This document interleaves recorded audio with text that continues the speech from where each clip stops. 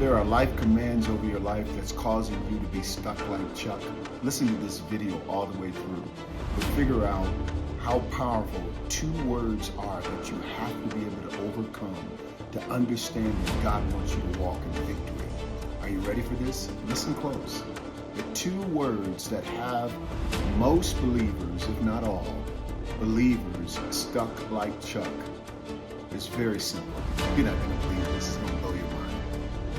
Be careful. Be careful. This is a life command that has been spoken to you all your life, even when you were a child. That's your mother, your father, someone who was a caregiver, said to you, be careful. But I say to you that the Bible says, be careful for nothing, or be anxious for nothing. Philippians 4 and 6.